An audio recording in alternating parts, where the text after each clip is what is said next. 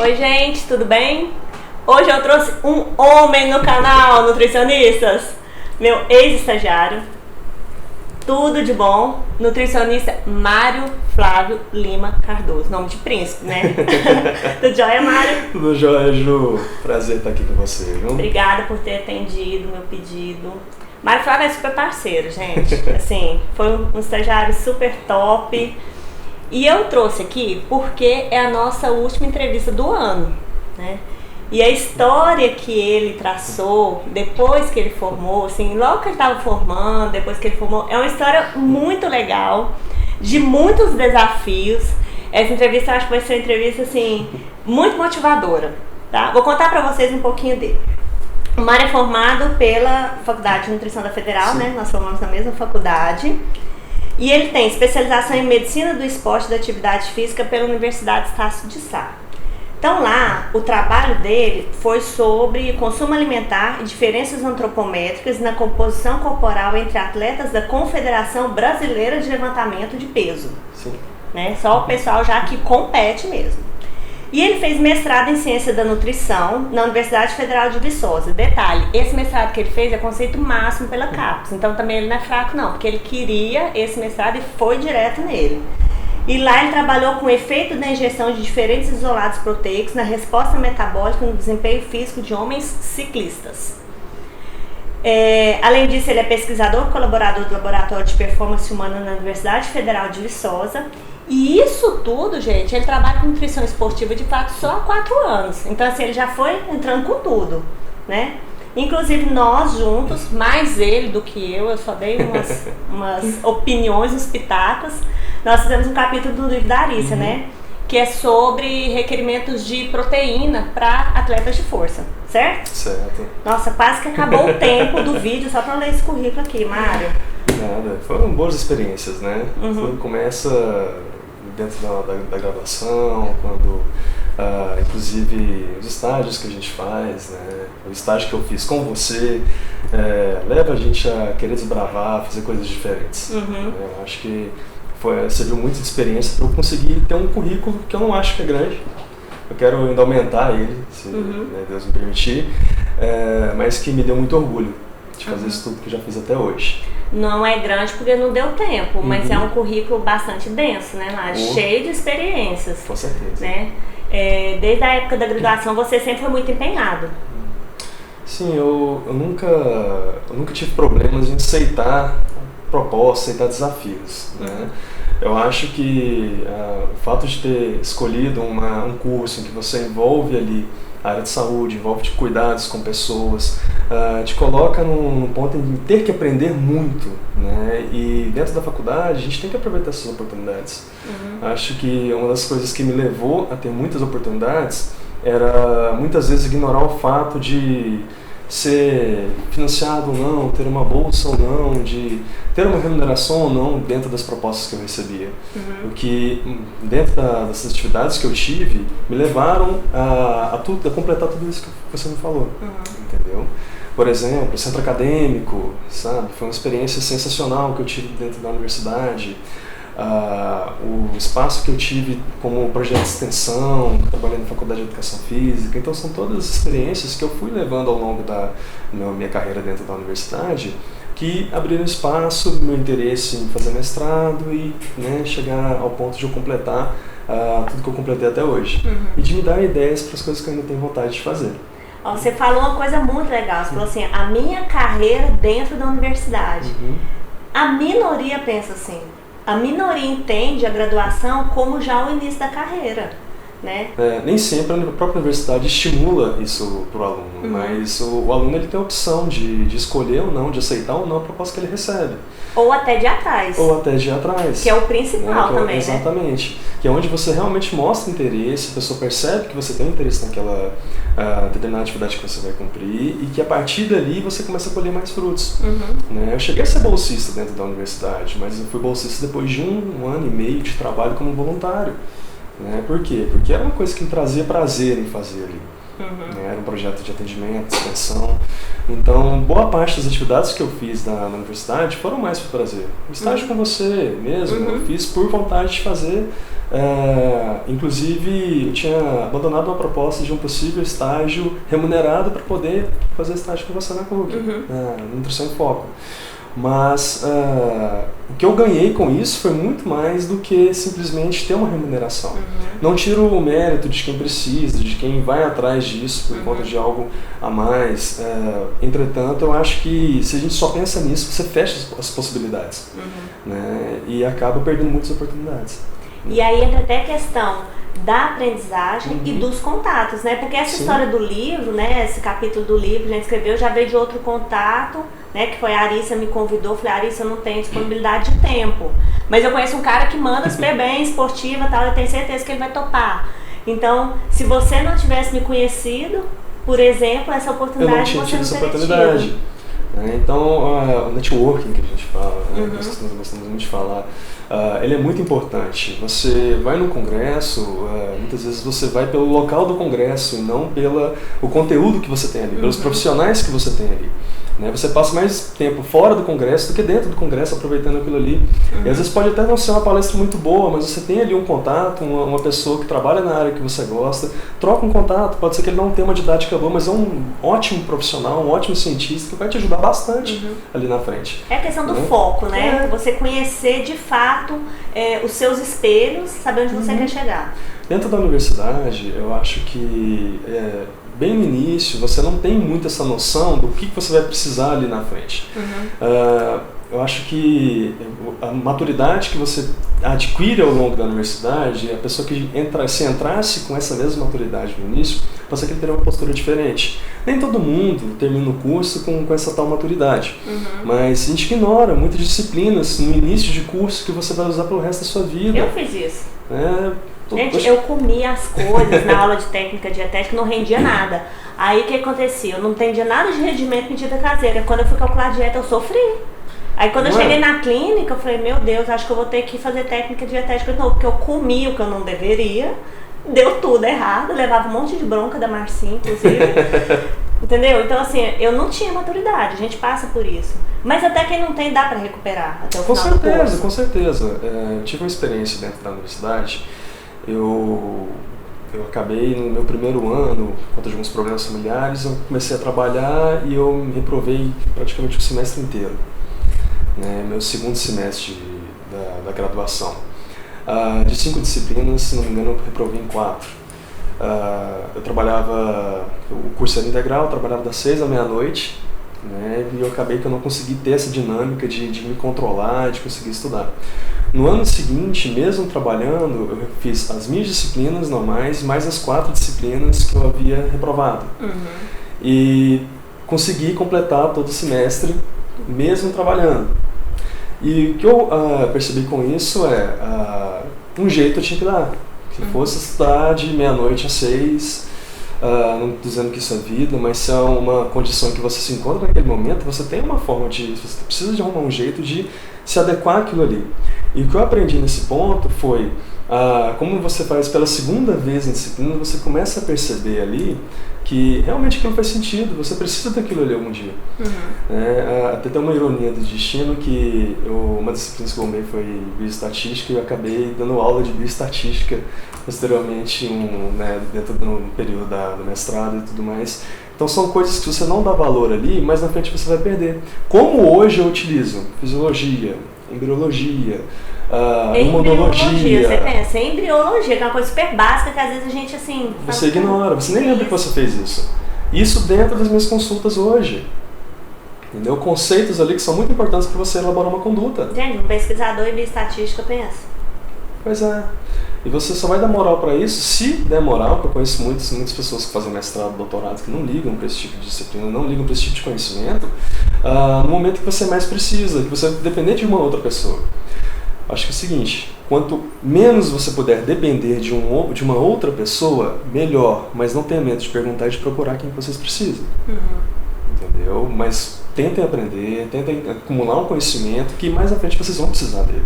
Não, e as pessoas, os profissionais que têm a melhor análise crítica, entendimento, assim, por exemplo, de suplementação, de bater o olho numa notícia, numa pesquisa.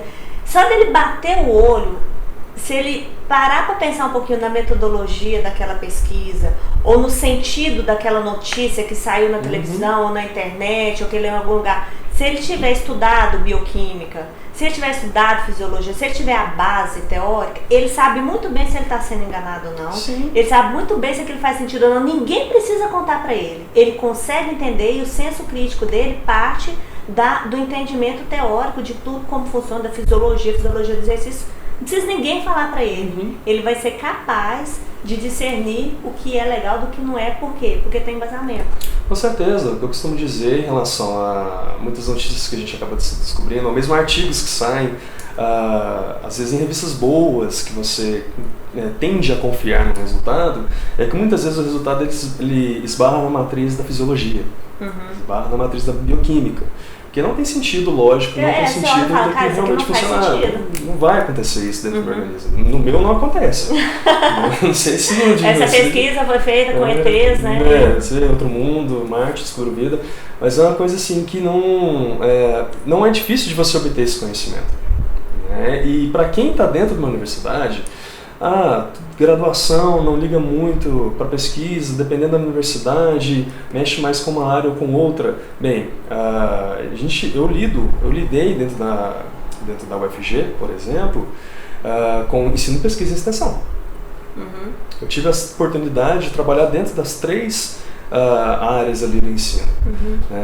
Então, eu acredito que se você vai atrás ali, você vai conseguir ter experiência nisso. É suficiente 5 anos, 4 anos para você ter experiência completa nisso? Não, mas se você se interessou em determinada parte, você vai atrás. O que eu digo é, pessoal, não deixa de estudar não, independente do que você escolhe. E que professor ou que até um empregador não quer alguém competente que faça as coisas? Sim. Todo mundo quer alguém que trabalhe bem, que tem aquele estagiário massa, que é responsável, que estuda. Acontece que tem gente que não quer se esforçar. Com certeza. Né? Quer um emprego, quer um estágio, mas não quer estudar, não quer se esforçar, não fica. Eu quero remunerado, com poucas horas. Porque eu também quero. Desculpa, né? eu também quero. Né? Porque mas se a pessoa for atrás, às vezes a primeira porta não se abre, a segunda não se abre, mas tem oportunidade na faculdade. Com certeza. Inclusive, se você não foca necessariamente o seu centro, né, o seu círculo de convivência, que eu quero dizer, boa parte do meu tempo na universidade eu passei na faculdade de educação física. Entendeu? Por quê? Porque eu sabia que tinha uma professora lá que trabalhava com uma linha talvez um pouco mais dentro do que eu gosto e com um projeto muito interessante. E como é que eu descobri isso? Indo atrás. Isso que eu ia te perguntar agora, como é que você descobriu essa professora lá em outra faculdade? A gente tem aquelas disciplinas de núcleo livre, e uma dessas disciplinas era com essa professora. A partir dessa disciplina, eu descobri o projeto que ela participava. Fui visitar o projeto como voluntário, trabalhei como voluntário, né, e a partir disso criei o meu vínculo, que hoje eu até tenho um vínculo também, como pesquisador e colaborador, dentro do laboratório da Faculdade de Educação Física aqui da UFG. Entendeu? Então, se eu fosse esperar essas oportunidades, talvez dentro do meu centro, dentro da minha faculdade, eu não teria feito o que eu fiz até hoje. Não teria feito de jeito nenhum, porque era em outra faculdade. Em outra faculdade. Né? E se eu esperasse alguém me contar isso, ou me convidar para fazer isso também, eu não teria chegado onde cheguei. Né? Feito tudo o que eu fiz dentro da minha graduação. E aí você fez a graduação já pensando lá, depois de um tempo, em fazer o mestrado. Você já formou pensando no mestrado? Quando eu formei, eu já sabia onde eu ia, o que eu ia fazer. Então você já queria Viçosa? Não quer dizer que isso tudo não passou por um processo de maturidade mesmo, de amadurecer esse plano. É muito importante dizer isso, porque muitas vezes as pessoas vêm para mim, porque você simplesmente foi lá foi em Viçosa, foi difícil. Não, gente, não foi necessariamente uma coisa que eu peguei meu diploma e no outro dia eu estava partindo. Há quase um ano antes de eu ir embora, eu já sabia que eu queria fazer mestrado. Aonde? Fui pesquisar os locais. Com quem fui pesquisar os professores? Como que eu vou morar? O que eu preciso? Né? Qual que é o custo de vida na cidade? Qual que é a bolsa de mestrado? O que eu consigo fazer com essa bolsa de mestrado? Então, quando eu decidi fazer meu mestrado na Universidade Federal de Viçosa, aproximadamente um ano antes eu comecei a planejar todos esses pontos. Foi onde eu pensei, tenho dinheiro para ir? Não tenho. O que eu fiz? Vendi meu carro para poder ir. Essa história é o máximo. Porque você ainda não tinha vaga no mestrado. Não tinha vaga. Não, conta com detalhes. Você virou e falou assim, fiquei doidão, vou vender meu carro porque eu quero mais ir para Viçosa. Então, quando eu comecei a vislumbrar a formatura e pensar realmente o que eu gostaria de fazer depois da minha formatura, eu tomei a decisão que eu gostaria de trabalhar com pesquisa dentro da parte de nutrição esportiva. Nós temos poucos centros que trabalham com nutrição esportiva no país, que realmente trabalham, né, com pesquisa nesse sentido. E ao pesquisar alguns centros, eu descobri a Universidade Federal de Viçosa. Quando eu descobri a Universidade Federal de Viçosa, fui atrás dos professores, como eu falei, eu comecei a planejar o que eu precisava fazer para entrar como mestrando. Eu precisava ir atrás de uma orientadora. O que eu descobri? Eu descobri que em determinado dia uma possível orientadora estaria dando daria um curso aqui em Goiânia, lá na Faculdade de Nutrição. Era uma disciplina da pós-graduação, na verdade, que ia acontecer num sábado. O que eu fiz? Fingi que estava lá passeando. Na hora que ela estava saindo da sala para ir almoçar, o que eu fiz? Trombei com ela. Olha, você por aqui, professora? Então, a partir disso eu conheci, você é professora, que trabalha, eu li alguns trabalhos seus na área de nutrição esportiva. Isso é legal, porque você já chegou com referência, né? Assim, eu te conheço, eu conheço o seu trabalho. E engraçado que há poucas semanas eu tinha assistido uma reportagem do Globo Repórter, em que tinha sido realizada lá na Universidade Federal de Viçosa. Um dos entrevistados foi o meu co-orientador, né? E quando eu vi que realmente eles faziam esse tipo de pesquisa lá, eu pesquisei quem que era esse co-orientador, o que ele fazia, e quando eu vi que o nome de uma das pesquisadoras que trabalhava com ele estava escalada para dar uma aula 1 ou 2 semanas depois na FANUT, eu já me planejei nesse sentido. Só que obviamente eu não cheguei para ela e falei, olha, eu quero fazer um mestrado. Não, eu abri o lápis dela inteirinho e li, trabalho por trabalho. Olha, ela fez isso, Mas isso, sabe, isso, você isso. é maquiavélico, que legal. E aí? Um por um, principalmente aqueles que mais me interessavam. Quando eu parei para conversar com ela, eu sabia até o nome dos autores que estavam em cada um dos trabalhos que ela tinha publicado. Ou seja, eu sabia que ela poderia dar o suporte que eu necessitava. Gente, a história é muito mais profunda do que eu sabia. Tô adorando. A partir disso, né, encontrou um menino que estava lá num sábado qualquer, andando lá na FANUT. Ela me fez o convite de visitar, conhecer a universidade, né, para poder saber um pouco mais. Nessa época eu pensei já em fazer a seleção, mas com um pouco de desconhecimento, não conhecer como que seria o processo seletivo, eu acabei perdendo data de inscrição, acabei me bagunçando um pouco. Teve uma condição também um pouco chata, eu não consegui uma liberação da universidade para conseguir prestar o mestrado, eu não consegui uma assinatura que eu precisava para conseguir prestar a prova na época, mas tudo bem, eu pensei que seria importante amadurecer. Porque você ainda estava na graduação. Estava na graduação. A seleção seria por volta de novembro, se eu não me engano, e eu ainda estava na graduação. Então, não deu certo. Enfim. Deixa que o que é meu tá guardado, né? A gente não precisa desesperar. Poderia ter desistido, mas eu queria muito esse mestrado em Viçosa. Quando foi por volta de janeiro, mais ou menos, antes da minha colação, eu tinha um dinheiro guardado, eu comprei uma passagem para Viçosa. Comprei uma passagem de avião, fui para BH, de BH fui para Viçosa. Não sabia nada da cidade. Eu só sabia que tinha feito um contato com a professora, não sabia nem se a professora estava lá, na verdade. Sabia que eu tinha feito contato com ela tinha me convidado e que eu ia bater na porta dela para falar, tô vindo.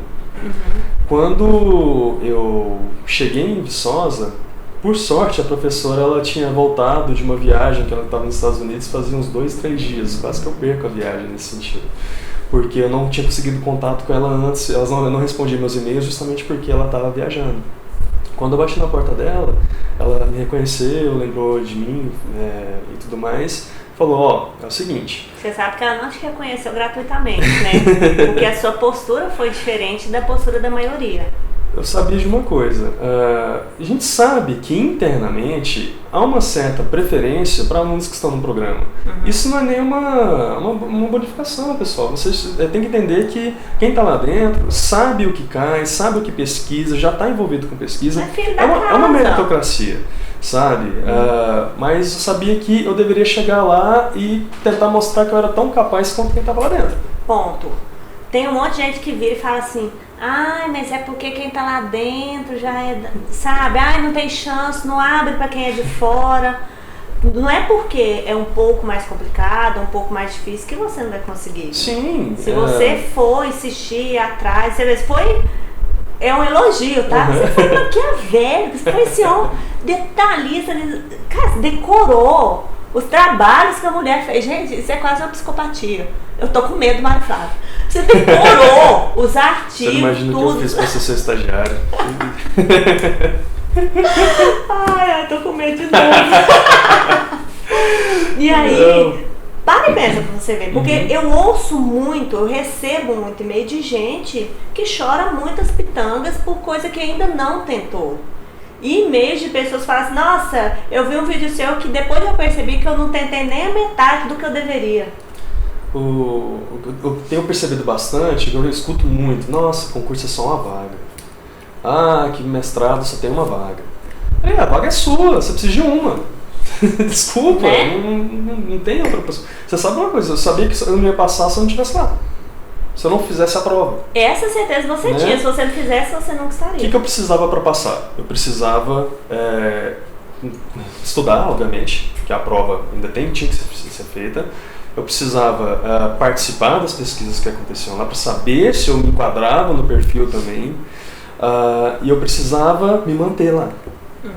Então, tudo isso, a professora chegou para mim e falou, ó, a única coisa que eu posso fazer é te colocar na minha disciplina, você não vai ser aluno especial, você vai ser ouvinte. Ouvinte, para quem não sabe, é como se fosse o aluno, você tem um aluno mestrando, que ele está dentro do mestrado, você tem um aluno especial, que ele faz a disciplina, como os mestrandos, mas ele não está dentro do programa, e você tem um ouvinte. O ouvinte é um que está lá. O básico do básico. Se você não passar, você não vai aproveitar a disciplina. Se você passar, você aproveita, né? Mas o que aconteceu? Essa disciplina foi uma disciplina, inclusive, sobre o tema de índice glicêmico, que por ali já começou assim, a mudar muito o meu ponto de vista dentro de como estudar, de como trabalhar como cientista e como profissional. A professora falou que eu podia ir, então tá, eu vou. Eu tinha mais um dia ou 2 dias de estadia, que eu paguei num hotel lá em Viçosa, e eu comecei a subir e descer a ladeira caçando apartamento. Peraí, então você foi, comprou sua passagem, foi lá, professor, tudo bem? Ela falou, ok, você pode ser ouvinte. Pode vir. Aí que você falou, então virei definitivamente e resolveu vender o carro. Aí, o que acontece? Eu fui descobrir sobre a cidade. Aí eu vi que realmente os custos não me permitiam ficar lá sem um apoio e minha família não podia na época. Eu decidi, vou vender meu carro. Eu quero fazer meu mestrado, é aqui que eu quero estar, vou vender o carro. Ela falou pra mim, você vai ter que fazer a seleção do mesmo jeito que todo mundo. Uma prova, um currículo e uma entrevista. Que aconteceria em maio ou junho do ano. Então isso era janeiro. Eu sabia que eu ia ficar de janeiro a maio, junho, sem nada, né? Só por conta do dinheiro do carro. E que se eu não passasse, eu tinha perdido o carro e eu ia voltar para casa, eu ia ter que decidir alguma outra coisa. Eu confesso para você que eu não tinha planejado o pós, pensar assim, o que eu vou fazer depois. Eu realmente, meu planejamento, minha meta era, vou passar no mestrado. Você acreditou que você ia passar no mestrado? Não existia outra possibilidade para você? Nesse momento não existia outra possibilidade. Por quê? Porque para eu tomar todas essas decisões, se eu contasse com um erro, no momento também, talvez falta um pouco de maturidade, mas naquele momento, pensei, se eu contar com erro, eu não vou. Você ia ter medo? Eu vou ter medo.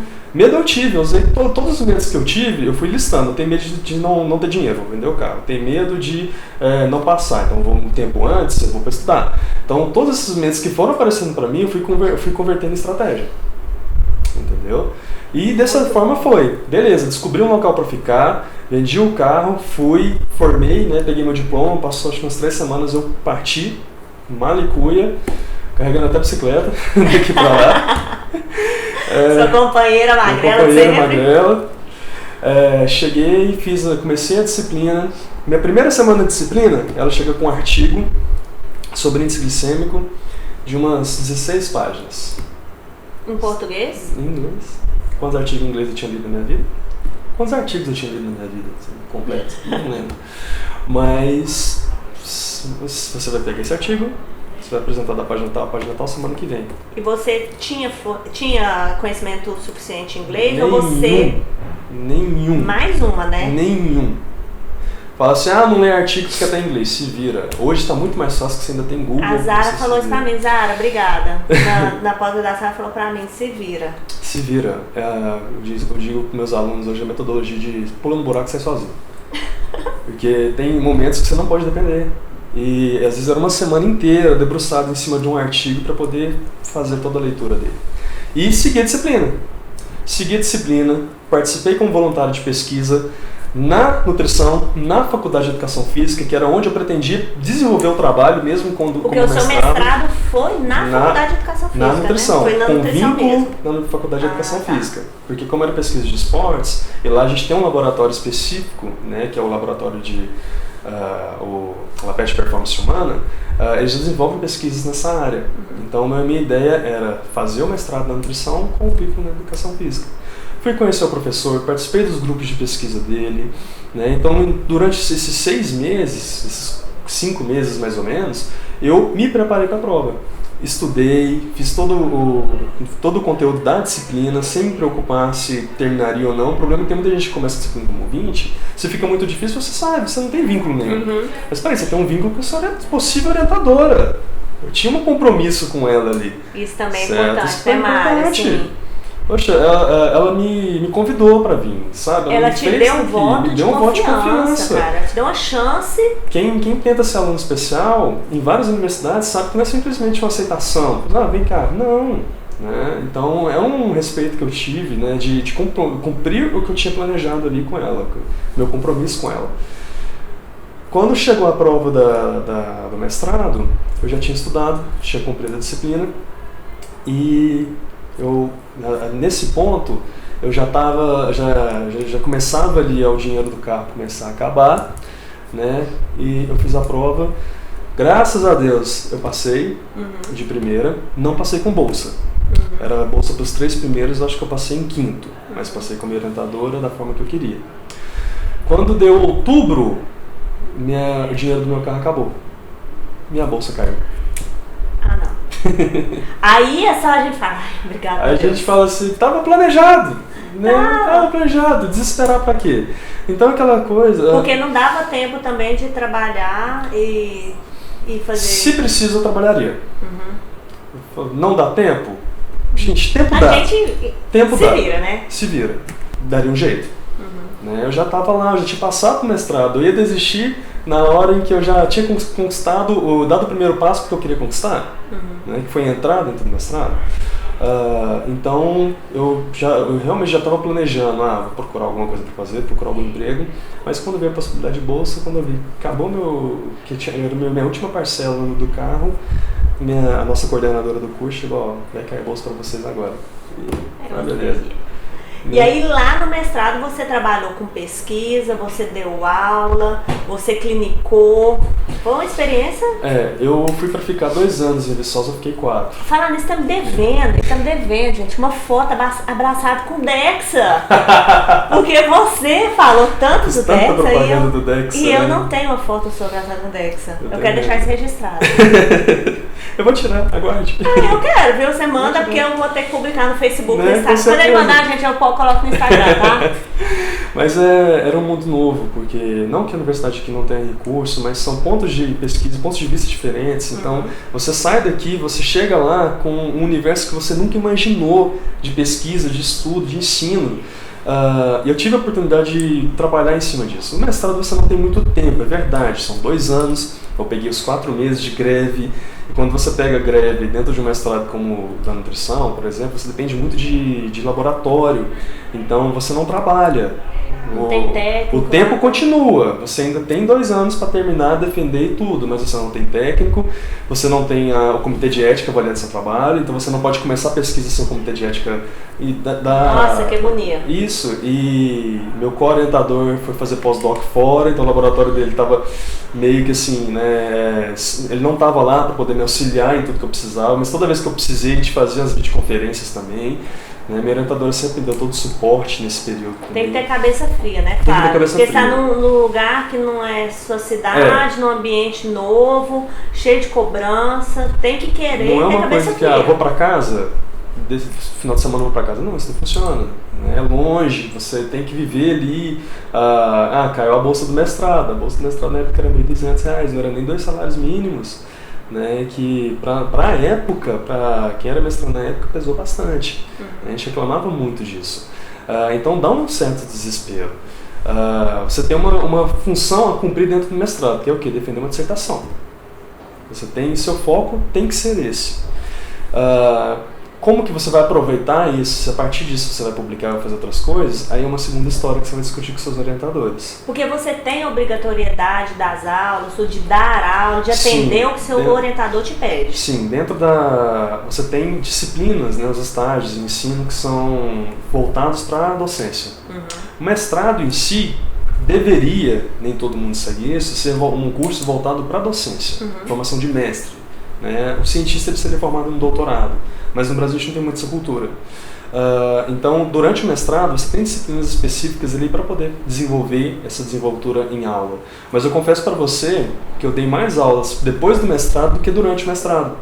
Porque você foca tanto na pesquisa, em terminar e desenvolver, porque o tempo é realmente curto, muito curto, que a parte do ensino acaba ficando um pouquinho de lado. Né? Mas eu desenvolvi muito, após a defesa da minha dissertação, os trancos e barrancos que se passaram, né? Os 8, 9 quilos a menos, cabelo caindo mais ainda. Chegou a 19 quilos? Foi. Provavelmente eu tava... Eu acho que eu vou fazer mestrado. Não faz não. Dá pra ficar já shape. Nossa senhora, mas não é um shape, não é um malhadão, não, menina. Chassi de grilo. Chassi de grilo. Né? Careca ainda na época, mais ainda, então é uma situação crítica, sabe? Tensa. Mas é engraçado que quando você defende, no momento da sua defesa, quando você acaba, você diz assim, terminei de apresentar. Ela nem acabou ainda. Você começa a chorar. Você fica assim, gente... Não é de emoção, minha família tá aqui, não, é um negocinho. Sabe, a maioria das pessoas pode dizer, gente... O que eu falo, gente, eu não tenho preparo psicológico para fazer mestrado. Diante de tudo que eu faço, que eu trabalho 12, 14, 16 horas por dia que seja, mas eu não tenho preparo para fazer um mestrado. Ainda não fiz doutorado, então dizem, não sei se, né, pessoalmente, não sei falar se é mais difícil ou não, mas 2 anos para você cumprir um cronograma de atividades ali que você depende de tanta coisa. E meu mestrado me deu uma possibilidade que poucos mestrados dão, que é você criar um projeto, você buscar financiamento para esse projeto, desenvolver e escrever sobre ele. Tem muita gente que às vezes já chega e pega o projeto pronto. Eu ia te perguntar isso agora, porque você trabalhou com ciclistas. Sim. É o que você adora. Sim. Então, eu vi que não foi uma coincidência. Você não chegou lá e isso não estava pronto. Não estava pronto. Você teve liberdade lá para escolher, para montar. Foi uma das grandes vantagens que eu tive. Né? Nem todo mundo tem essa liberdade. Eu sempre deixei isso muito claro para minha orientadora. Que eu gostava, que eu queria fazer. Eu estava disposto a aceitar algum outro trabalho, mas aquilo que me dava vontade mesmo, né, era de trabalhar alguma coisa, principalmente com ciclista. Né? Eu tenho uma ânsia de trabalho com ciclista. Então, desde o início, eu fui desenvolvendo meu trabalho nesse sentido.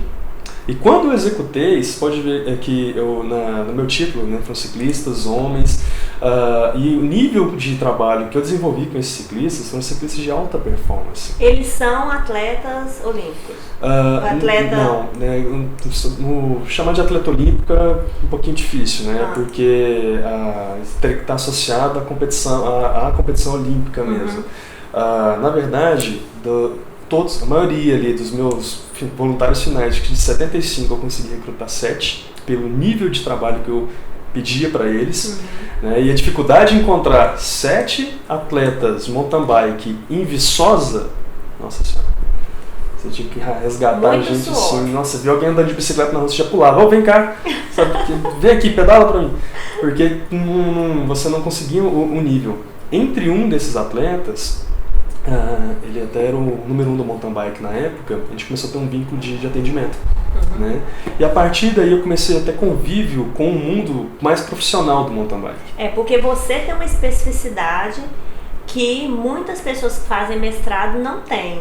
A maioria das pessoas, posso estar enganado, mas muitas das pessoas que fazem mestrado ficam só na parte de estudo, muito teórica, né? Ou não tem tanta possibilidade. E você estava num lugar que, por ser um centro de referência, de pesquisa, tem todo esse movimento e você teve esse contato muito com a prática também, né? De entender qual o resultado na prática. Ô Ju, para eu entender um resultado, eu tenho que vivenciar esse resultado.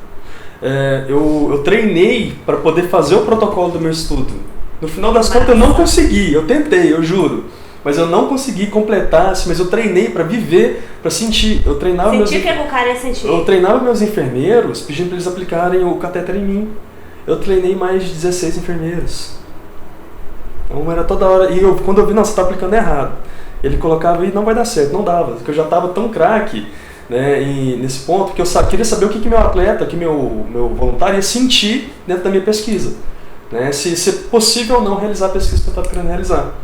E nesse ponto, além disso tudo, eu fazia questão de então eu quero saber como é que é o seu dia a dia, eu quero saber como é que é a sua prática profissional. E nesse ponto eu comecei a entrar mais na linha do mountain bike, né, que sempre foi uma paixão minha. Meu irmão compete há muito tempo, sempre acompanhei. E desenvolvi isso na pesquisa, foi muito bom para mim porque eu podia olhar muito a minha prática. Nem todo mundo consegue tirar da pesquisa que realiza e colocar dentro da prática. Cara, eu tô maravilhada, porque assim, isso que você tá me falando é tão... Quando a gente gosta de uma coisa, vivencia, você sabe a dor que o cara sente, Sim. saber que ponto, assim, até sei lá, do treino que é mais difícil, todos esses detalhes fazem muita diferença e humaniza a questão. Isso que eu ia te falar, porque você dá valor ao que o seu voluntário tá fazendo para você. Porque o cara tá te atendendo. Ele tá cumprindo um favor, ele não tá ganhando nada. Né? Ganha exame, ganha não sei o quê. Pô, desculpa, mas o cara tá ali, tão por boa vontade, entendeu? Ainda mais na minha pesquisa, que eles tinham tanta coleta de sangue, e era pesada, a intensidade era alta. Gente, vida de atleta não é fácil. Não é fácil, mas me permitiu transportar, né, muito do que eu fiz na minha pesquisa, eu aplico hoje com os meus atletas. Meus atletas de mountain bike. Sabe por quê? Porque eu vejo como funciona, eu vi na ciência, o que a ciência me mostrou, e o que isso se aplica na prática com eles, né? Então foi daí que eu realmente decidi, não, agora eu quero trabalhar, meu foco dentro do esporte vai ser com mountain bike. Olha o grau de especificidade, né? Esportiva, mountain bike. Sim, porque eu acho que você fala assim, nutricionista esportivo, vocês não têm ideia de quantos esportes que tem. Eu tenho... É muita... E dentro de cada esporte, né? Dentro do ciclismo, você tem ali speed, BMX, mountain bike, dentro do próprio mountain bike você tem as categorias, e se você não sabe diferenciar, eu não trabalhei com mulheres, mas eu tive que estudar o porquê que mulheres têm diferentes resultados que eu tive em homens, sabe? Hoje eu trabalho com, uma das minhas principais atletas é mulher e é um desafio diferente, então eu... Tem toda uma questão hormonal envolvida na performance. Sim, ela tem uma sensibilidade muito maior a uma redução de peso, então são coisas que eu fui dando uma especificidade maior. Eu sempre aceitei desafios. Se chegar atleta de uma outra modalidade, você sabe que eu já trabalhei com outras modalidades. Pois eu quero saber disso. Durante o mestrado, por exemplo... Onde entraram os caras do levantamento de peso? o LP, que a gente chama, o LPO, ele... LPO é o que? Levantamento de peso olímpico. É um programa, um projeto que teve lá na Universidade Federal de Viçosa, de trabalhar com atletas de levantamento de peso. Nós tivemos grandes atletas em Viçosa, né, que há muito tempo desenvolveram bons trabalhos dentro do levantamento de peso, foram medalhistas e tudo mais. E eles criaram um projeto de assistência a esse pessoal, porque para desenvolver para 2016. Né? E era uma assistência a um pessoal que tinha um grande sucesso, um grande trabalho na área, mas em grande maioria baixa renda. E nesse processo, um dos coordenadores do projeto foi o meu co-orientador, né, do professor João Carlos Bouzas Marins, que foi coordenador do Laboratório de Performance Humana hoje. E nesse contato, né, eu fui convidado para trabalhar com a parte de nutrição desses atletas. e eu comecei a trabalhar com o pessoal do levantamento de peso olímpico. Mas o que mais me motivou nesse trabalho era perceber, Ju, é muito bonito, porque você tem um atleta, o cara de manhã ele estuda ou ele trabalha, treina à tarde, à noite ele vai estudar e ganha uma bolsa atleta ali de em torno de R$900, gasta com a família, porque não tem o que comer, não tem o que morar, e o cara vai pra competição internacional e é medalhista, sabe? É bonito demais ver isso. Entendeu? Não, eu choro quando assisto Esporte Espetacular. É sensacional. Todo domingo eu choro. Porque cada história que eu fico assim, falo, gente, como que a pessoa... Gente, se quiserem, precisar de motivação, assista Esporte Espetacular. Rede Globo, me contrata. Assista Esporte Espetacular, porque tem cada história de superação que eu fico assim, eu fico muito emocionada de ver como as pessoas amam aquilo, fazem com, sabe, com todo o coração, superando desafios, com família, com esposa, com menino, todo jeito vai, consegue. Com e drogas, sabe? Que a gente conseguiu tirar de meninos ali que eram envolvidos com drogas, levar para dentro do projeto e conseguir, sabe, dar um futuro diferente para eles. É muito a gente sempre ficava triste com alguma coisa assim, às vezes desenvolve um trabalho, o menino vai e ele é pego para um outro centro de treinamento para poder ter uma condição melhor. A gente sentia falta, mas a gente achava bom isso também, porque vi que era um destaque. Oportunidade para ele. Né? Então, o trabalho com levantamento de peso me humanizou bastante. E quando me perguntam por que a nutrição esportiva, gente, é lindo demais ver o trabalho de um atleta, o tempo que ele gasta, que ele dedica, né? A dificuldade, e hoje no Brasil, né, do atleta se locomover até o centro de treinamento dele ter uma renda. O esporte hoje não é visto, na maior parte do esporte, como uma renda, né, um emprego, certo? Nem todo mundo consegue financiamento. Não. Tem país que o cara assim, tem maior orgulho de ser da liga, da escola, tudo, porque aquilo ali pra ele é o cara da escola, ele é o cara da faculdade, porque ele é uma referência, entendeu? O cara é celebridade porque ele tá no time. E aqui não tem isso. Não tem nada disso. Sabe, esse êxtase, sabe, que você precisa ter, e quando você, por isso que eu gosto de falar, eu gosto de trabalhar com atletas. Não é uma especificidade, não, é porque é mais gostoso, é uma meta diferente. Sabe, essa meta dele... O cara leva a sério. Está relacionado com um tempo de preparo. Eu tenho uma atleta, Ju, que assim, eu costumo dizer que é uma das principais atletas, que ela tá para tirar um índice olímpico, se Deus quiser ela vai conseguir para 2016, do mountain bike. E assim, ela começou a treinar em 2010. Em 2012 ela foi campeã pan-americana. Você vê, a menina ficou treinando 2 anos com foco em um índice. Sim, Ju, assim, além de ser mulher, mulheres podem praticar atividade física, não estou dizendo o contrário. Mas, como eu disse, vocês estão muito mais suscetíveis a alterações de peso, uma influência hormonal. Isso pode levar a problemas de saúde com maior facilidade do que em homens. Tá? Isso realmente acontece. A gente não respeita um percentual de gordura de uma mulher esportista, né, que não deve ser zerado, pelo amor de Deus. Tá? Lembra disso, gente. O percentual de gordura zero não existe, você mata a pessoa. E você tem um apego maior, uma atenção maior ali, e ela ainda tem hipotireoidismo. Completar tudo. E é um tipo de situação que você olha, você que tem profissional que olharia, não dou conta de trabalhar, não vou trabalhar, mas espera aí, cada vez que eu pego um paciente diferente, é um livro novo que eu abro e eu começo a estudar novamente. Acho que a gente tem que parar de ter medo de estudar. A gente não sabe tudo não, eu não sei tudo não. Ah, não é medo não, tem que parar de ter preguiça. Preguiça. Toda vez que eu dou uma aula, eu dou uma palestra, eu chego no final e falo, gente, duvida do que eu falei, prova que eu tô certo ou prova que eu tô errado. Mas prova, entendeu? Não pega meu slide, não pega meu conceito e aplica não. Faz o seguinte, estuda e prova o que você sabe. Eu quero assistir sua aula. Nossa, mano, eu tô adorando, gente. Eu gosto de esporte, né? Não, é muito bonito. A gente tá num boom esportivo por conta das Olimpíadas. Pois é, tem alguma relação com isso, assim, é por atleta, né, no caso, se o seu atleta tiver o índice para ir, aí você tá ligado a isso. Mas existe, assim, algum relacionamento, por exemplo, da universidade com o comitê de organização da Olimpíada? Existe? Como funciona isso? Lá em Viçosa, quando começou o projeto do levantamento de peso olímpico, eu sei que eles começaram a receber uma verba para montagem de um centro de treinamento, centro de treinamento de ponta. Tá? Com os mesmos equipamentos que equipes internacionais treinam bastante. Então, a universidade ela pode pleitear em alguns editais esse tipo de recurso. Hoje em dia já foi tarde. Lá em Viçosa, por exemplo, esses últimos 4 anos, eu vi crescer muito os laboratórios, as unidades, por conta do vínculo com o Comitê Olímpico. Então, eu costumo dizer que os locais que gostariam de se desenvolver para pesquisas em esporte perderam uma grande oportunidade, que foi 2016. Perderam. Acabou. Não vai dar tempo, não vai fazer mais. Mas isso não significa que ações nesse sentido ainda possam ser desenvolvidas para, né, esse tipo de ação. Porque eu tenho muita vontade de ter um laboratório na universidade um dia e focar um trabalho de extensão com desenvolvimento de alguma atividade esportiva. Você vê as crianças entrando no levantamento de peso, é uma coisa bonitinha demais, Ju. Nossa, crianças, assim, adolescentes, né? Entrando, desenvolvendo ali, é bonitinho demais, começa com uns pezinhos pequenos, você vê, mexendo postura. E de repente essa criança toda está medalhando. Toda a questão da consciência corporal. Disciplina, é muito bonito. Tá? Eu acho que é o ponto principal. Medalhista não vai ter todo mundo.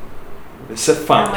Mas disciplina é o ponto principal e a visão de mundo, sim, de que você tem que se esforçar, de que você tem coisas melhores para aprender do que ficar sem fazer nada, só ficar jogando videogame ou ir pra rua, mexer com droga. Assim, é todo um conceito, a formação de cidadania muito diferente. Eu falo do levantamento de peso, ele foi... Eu gostaria de ter aproveitado mais, sabe? Infelizmente não foi possível aproveitar da forma que eu gostaria de ter aproveitado.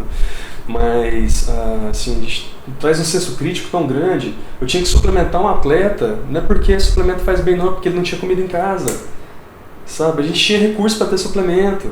A gente tinha que correr atrás, por exemplo, de recurso para tentar encaixar um ou outro atleta num Bolsa Família, conseguir ticket para ele almoçar no restaurante universitário. Então, quando eu falo, gente, eu trabalho na nutrição esportiva, o lindo dela é que você trabalha com todas as partes de nutrição. Sabe? Para eu conseguir ter um atleta, às vezes, de baixa renda, eu tenho que conhecer de saúde pública, eu tenho que conhecer o que e tem muito atleta de baixa renda, né? É o que mais tem. É o que mais tem. Assim, eu não tive grande contato com atletas na época que eu atendia, porque eu trabalhava em academia. Tive pequenos contatos. Mas por quê? Porque justamente esses que buscavam a gente, que pediam patrocínio. Sim. Então, assim, eu atendi muita gente de graça. Eu atendo de graça até hoje. E arrumando suplemento, porque esses, a maioria, não tem. E tinha, assim, 2 filhos, 3 filhos. Nós estamos falando aí, atendi muita gente de... muita gente não, perdão. Atendi... Todos esses atletas que eu atendi foram de graça. Os que eu atendi como recebendo, como nutricionista de consultório, foi o pessoal de academia. O contato que eu tive com o atleta foi não tiro mérito, eu acho gostoso, às vezes, um atleta amador, às vezes chega com uma meta assim, eu quero completar minha primeira corrida, eu quero completar minha primeira prova, sabe? É uma parte do atendimento do amador que eu gosto muito, sabe? Mas é um pouco raro. Eu não vou dizer que eu não atendo, que eu nunca atendi, eu trabalhei em academia. Você gosta do negócio hardcore, né? Eu gosto do bicho pegando.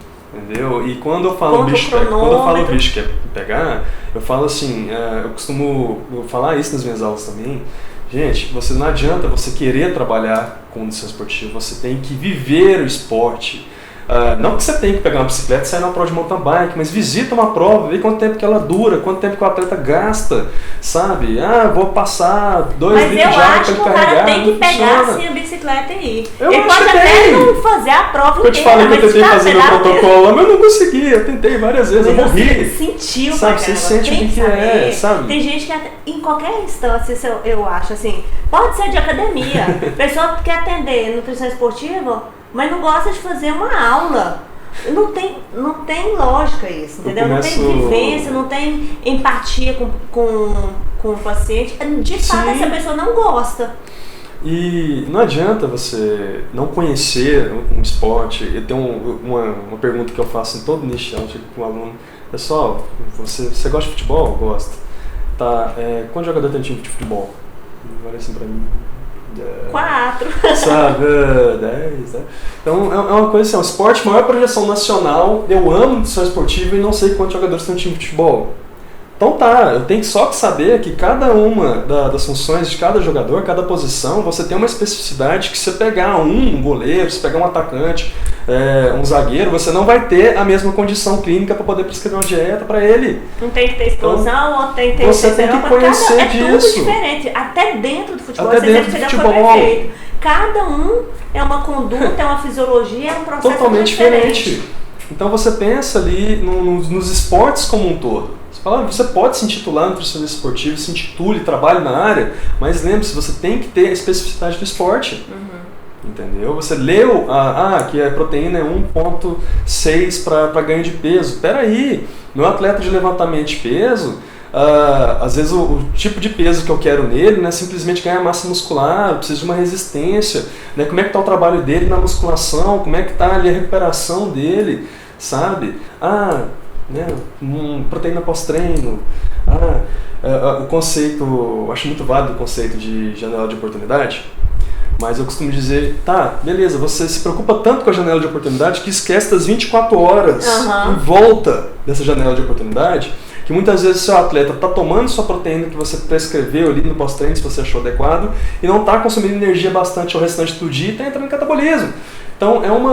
Nossa, eu tô velhinha, mas na época que eu atendi eu já falava isso. Você se preocupa com 1 hora, cara, e fez desse 23. Não é 1 hora, é 1 minuto de consumo alimentar e o restante. Mas sabe o que é isso? É a questão do senso crítico. Que a gente começou a nossa conversa ali, da pessoa estudar e raciocinar. Entendeu? Saber aplicar o que ela está estudando. Entendeu? Você saber, eu não estou estudando isso aqui à toa. Eu posso não precisar disso agora, mas se um dia eu precisar, eu já estudei, eu já sei onde procurar. Né? Eu gosto de citar muito esse exemplo da saúde pública, porque eu trabalhei tanto com saúde pública dentro do esporte, né, que às vezes a gente tem aquela questão, não quero trabalhar com saúde pública quando sair da faculdade. Se eu não tivesse saúde pública, né, dentro dos meus conhecimentos, eu não trabalharia com esporte hoje, da forma como eu trabalho. Entendeu? De conseguir recursos, de conseguir, às vezes, um bolsa atleta, enfim, né, para enxergar o outro. Né? Então, eu gosto de esporte. Eu vou perceber.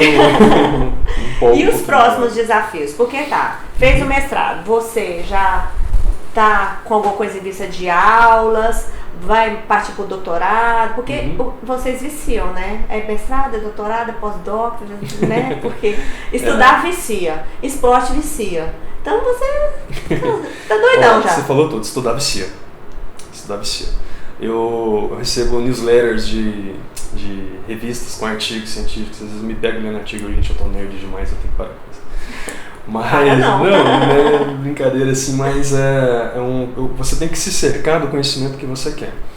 Quando você faz o mestrado é meio que um divisor de águas. Você começa a funilar as oportunidades que você vai ter dali pra frente se você decidir seguir esse tipo de carreira.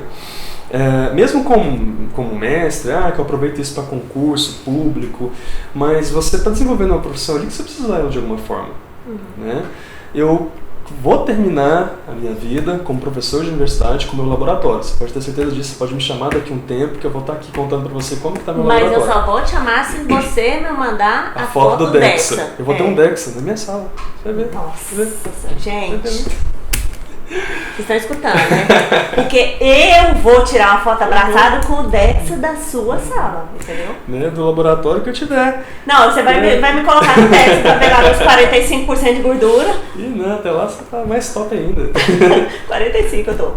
Percento de gordura? É. Nossa, você é pelo DEXA? Credo. Eu quero muito fazer um doutorado, mas até tentei algumas seleções nesses últimos tempos, né? Confesso que mais pela ânsia de fazer um doutorado do que de fazer o doutorado que eu gostaria. Mas tem uma coisa que eu aprendi nesses últimos meses, principalmente nesse tempo que eu voltei para Goiânia, né? Que a gente tem que aprender a dizer não para as oportunidades. Tá? Ter uma maturidade de negar até a maturidade de negar aquela oportunidade que está ali por comodidade, sabe? Eu vou fazer um doutorado aqui em Goiânia, por quê? Porque eu estou em Goiânia. Não estou desmerecendo, acho que tem ótimos programas sim, mas não me atende. Não me atende. Vão ser 4 anos de trabalho que eu poderia desenvolver com uma maior vontade em um outro local. Eu poderia fazer melhor se eu não fosse cômodo. Eu posso fazer melhor, né, em um local que me atende melhor, né, com o que eu preciso ter. Então, eu tive essa maturidade de pensar nisso. Nesse momento, eu não vou fazer doutorado. eu vou decidir, vou observar novamente, vou pesquisar e correr atrás dos locais que eu posso fazer, né? Assim como no mestrado eu pensei, né, exatamente os locais que eu poderia ir, e talvez para o ano que vem, ou se não for para esse ano que vem, vai ser depois, eu vou entrar num doutorado que eu realmente queira fazer, né? Que você já está assim... Articulando. A gente sempre tem um contato com vários professores, né? Eu tenho uma lista, um network, assim, uma lista de contatos de pesquisadores no Brasil, que eu troco ideias, troco artigos, eu vejo uma coisa, eu mando. Não tenho tanta pretensão de fazer fora, não é porque é melhor não, melhor ou pior, mas porque eu vejo boas oportunidades de desenvolver o que eu quero aqui dentro, entendeu? E levar para fora, quem sabe, depois, né? Eu acho que tudo que a gente faz dentro do Brasil, a gente pode reverter para cá com mais facilidade, sabe? Eu sempre quis isso. E a partir disso, né, terminar meu doutorado e virar docente. Estou esperando alguns concursos aí, não na área, necessariamente na área de docência, envolvido com ensino, mas é mais na parte de hospitalar. Mas é nada mais nada menos para me deixar uma estabilidade bastante para conseguir concluir os meus outros planos. Eu vou fazer meu doutorado, você pode ter certeza disso. E vou continuar com os meus atletas, se Deus quiser. Eu tenho certeza, você vai fazer o doutorado. Eu vou tirar uma foto abraçada com o Dexon, né? Você vai me colocar pra gente ver se eu melhorei ou se eu piorei, entendeu? Tenho certeza que seu futuro é de sucesso. Porque, Mari, sinceramente, eu sabia que essa entrevista ia ser legal. Mas eu tô assim, cara, eu tô surpresa. Agora eu não vou perder nem o Esporte Espetacular mais. Acho que eu vou dar uma pedaladinha.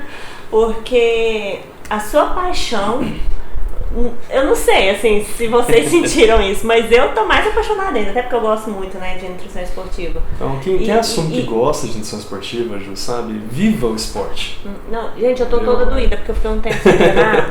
E assim, eu sou ratinho de academia, eu gosto de luta, de academia, essas coisas. E eu voltei a fazer musculação, eu tô assim, eu sei o que é a dor do treino. Então toda vida eu trabalhei com academia e eu gosto de academia. Porque essa questão assim de fazer o que gosta e viver o que se faz, faz toda a diferença no sucesso, independente da área que a pessoa atua. Então no meu caso, que atendi em academia, eu sempre gostei de treinar. Sempre gostei de luta, sempre gostei de musculação. E eu falo assim, se as pessoas falassem pra mim, se eu tivesse que escolher uma modalidade só pra eu treinar, eu treinaria musculação. É o que eu gosto de fazer. E assim, é um tipo de treinamento que eu vejo um monte de benefícios. Eu gosto da fisiologia da musculação, eu gosto disso. Então eu acho que por isso que quando eu atendia com tanto prazer. E assim, sempre tive consultório cheio, era o meu dia a dia. E assim, essa sua vivência, essa coisa assim, você fala assim, nossa gente, isso é muito lindo, isso é muito... Eu acho que as pessoas em geral, não só nutricionistas, as pessoas precisavam de ter essa... Desculpa, gente. Eu precisava ter esse tesão no que faz pra fazer bem feito, sabe? Então, assim, eu sabia que essa entrevista ia ser boa. Mas foi muito melhor do que eu imaginava, assim, porque você me deixou com vontade, sabe? Eu até arriscaria dizer que eu até faria um mestrado. Do tanto que eu achei legal. E você, pra mim... sempre foi um exemplo, e agora eu tô, nossa, te respeito o triplo, 5, 10 mil vezes mais, porque a sua história é muito legal, sabe?